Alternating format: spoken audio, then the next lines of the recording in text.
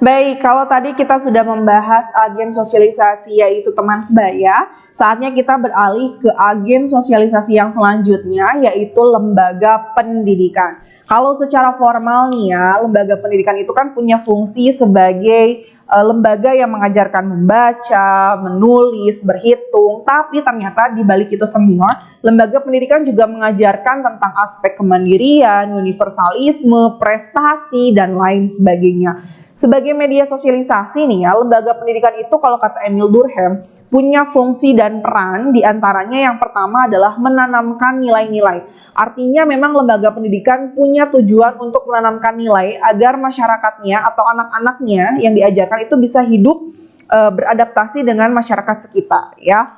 Kalian diajarkan tentang nilai-nilai budaya atau adat ketimuran supaya apa? Supaya kalian tidak melakukan tindakan-tindakan yang menyimpang.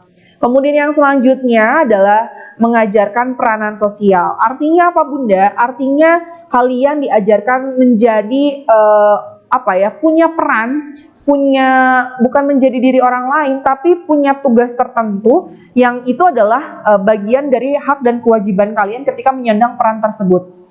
Contohnya begini, ketika kalian ke sekolah ya, ketika kalian menjadi siswa SMA, begitu ya, biasanya kalian kenal dengan acara pensi. Nah, pensi itu kan dikoordinirnya oleh kalian-kalian juga ya, dan itu dipandu oleh atau diketuai oleh ketua OSIS. Nah, ketua OSIS kan harus punya punya strategi gimana kelompoknya bisa kompak, acaranya bisa sukses. Nah, di situ mereka belajar ya, dengan cara apa? Dengan cara konsultasi ke gurunya ya, atau mungkin kalau di sekolah kita punya acara misalkan MPLS, entah itu Afaraseta nanti, entah itu Waradana, yang dimana itu sebagian besar dikelola oleh anak DSSA. Nah, ketua DSSA itu harus bisa membagi anggota-anggota kelompoknya sesuai dengan kepribadian, minat, dan bakat dalam divisi-divisi tertentu. Misalkan ada divisi konsumsi, dia harus memikirkan gimana caranya untuk konsumsi yang baik itu seperti apa, konsumsi yang sehat itu seperti apa. Nah, di situ kan diajarkan. Nah, diajarkannya kalian bisa berkonsultasi dengan yanda bunda di sekolah begitu. Dan yang selanjutnya,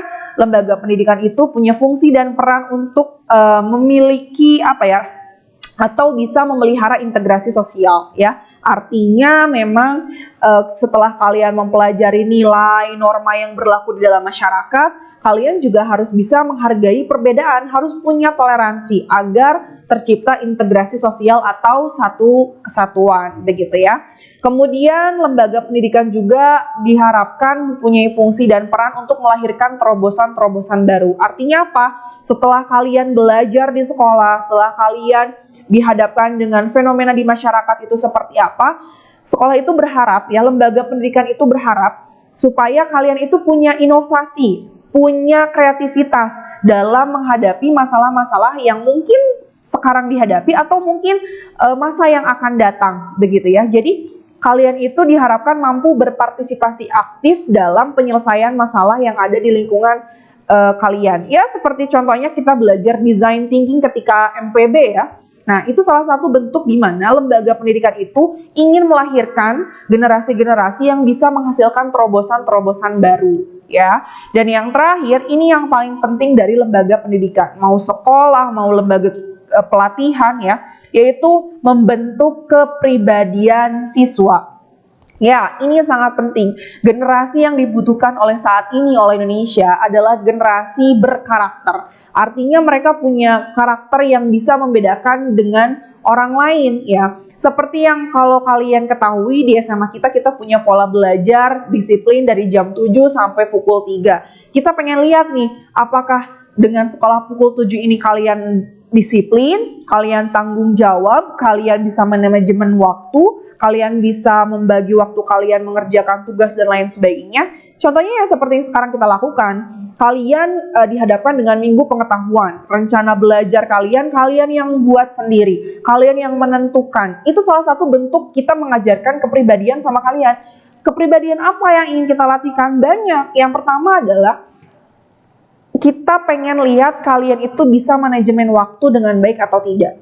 Ya, makanya kita selalu bilang, sok Kalian bebas mau belajar apa selama minggu pengetahuan. Mau belajar matematika dulu lah, kimia dulu, atau misalkan sosiologi dulu, itu terserah kalian. Tapi dalam 1 minggu ini kalian harus menyelesaikan semua mata pelajaran termasuk pembelajaran peminatan. Nah, itu kan salah satu bentuk pelatihan karakter ya. Kemudian yang kedua, kalian disiplin nggak dengan tugas yang kalian buat, dengan rencana yang kalian buat. Kalau misalkan ada yang terlewat, apa faktornya? Kalian analisis atau enggak? Ya. Kemudian yang selanjutnya kita pengen tahu setelah kalian time management, disiplin, bagaimana kalian bisa mengatur waktu untuk mengerjakan tugas, ya. Melatih karakter kalian untuk mau mencatat ketika video ini berlangsung, ya kan? Karena yang Bunda temui kebanyakannya videonya berjalan nyatet enggak. Yang kalian pikirkan adalah aku masih ingat kok Bun, tapi sebaik-baiknya ingatan yaitu yang dicatat ya.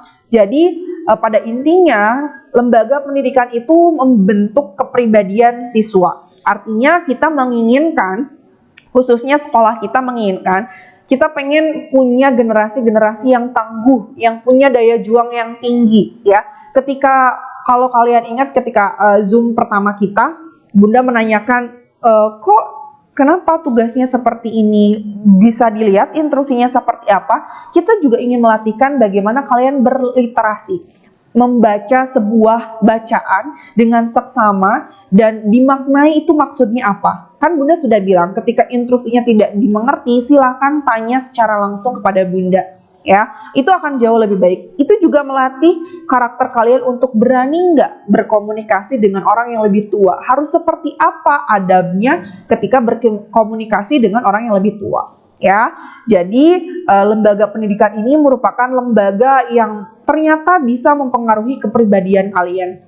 Kalau Bunda boleh cerita nih ya, di kelas 12 kemarin itu ada yang cerita, Bunda terima kasih banyak telah menjadikan aku orang yang siap menghadapi apapun, termasuk keputusan yang terburuk sekalipun. Karena kebetulan Ananda tersebut tidak keterima di SBMPTN begitu ya. Tapi dia tidak kecewa, dia malah bilang seperti ini, Yanda Bunda, saya berterima kasih banyak. Yanda Bunda sudah banyak mengajarkan hal-hal yang begitu istimewa dalam kehidupan saya. Salah satunya adalah menjadikan mental saya, mental yang tangguh.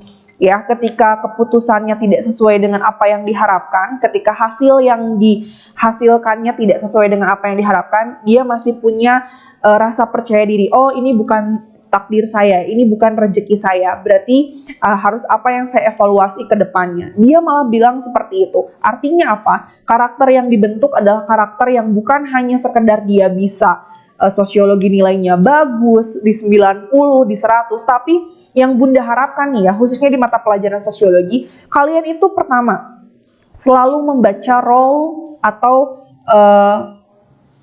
bukan role atau ya rules, maksudnya membaca rules pembelajaran sosiologi.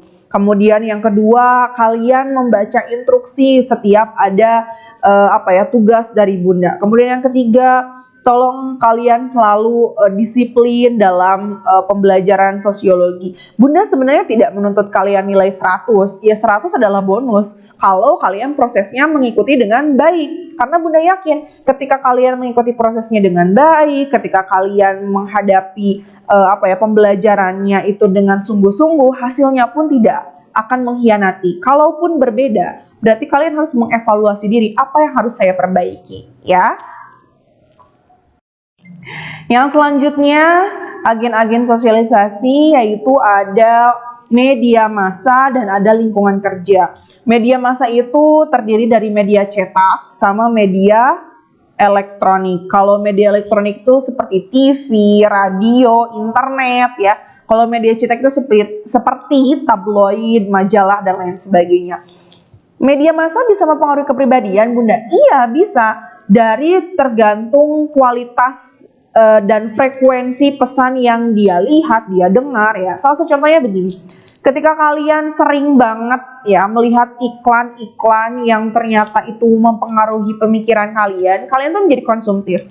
Ketika kalian ngefans sama satu idola, ya, kalian seneng banget, kalian ikutin banget ya. Sampai mungkin kalau salah satu contohnya adalah kalian seneng banget sama drama Korea, ya. Kalian itu saking sukanya sampai jam tidur kalian jadi acak-adut ya, jadi begadang begitu. Atau mungkin kalian saking sukanya sama seseorang akibat kalian tahu di media massa, itu kalian mengikuti stylenya jadi konsumtif, atau mengikuti kepribadiannya jadi termotivasi, atau misalkan contoh lainnya adalah ketika kalian ngefans sama orang yang lulus beasiswa LPDP. Ya, LPDP-nya itu di luar negeri dengan universitas yang terbaik di dunia, jurusan terbaik di dunia misalkan ya. Dan itu membuat kalian jadi termotivasi untuk, oh iya aku juga pengen nih mulai seperti ini. Nah itu salah satu juga media massa bisa mempengaruhi kepribadian. Dan yang terakhir adalah lingkungan kerja. Nah biasanya nanti setelah kalian lulus dalam perkuliahan, setelah kalian lulus kuliah, kalian akan ketemu dengan lingkungan kerja yang ternyata itu bisa mempengaruhi kinerja kita nanti dalam pekerjaan. Salah satu contohnya misalkan lingkungan pekerjaannya nih ya, adalah orang-orang yang sangat ambisius terhadap pekerjaannya, sangat totalitas dalam mengerjakan pekerjaannya. Itu tanpa sadar, itu kalian akan melakukan hal tersebut juga.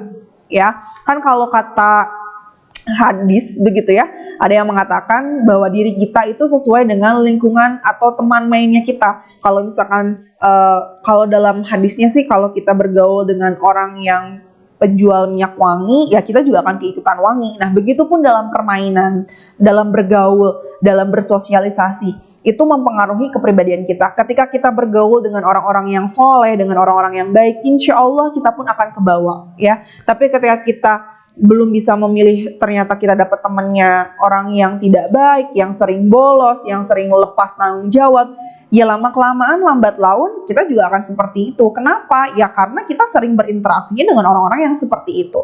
Jadi dalam pembelajaran ini Bunda harapkan bahwa kalian bisa memilih lingkungan yang baik, kalian bisa memilih teman yang baik, teman yang bisa membawa ke arah yang lebih positif, yang itu menjadikan diri kalian menjadi lebih berprestasi dan bisa membanggakan keluarga, agama, nusa, dan bangsa.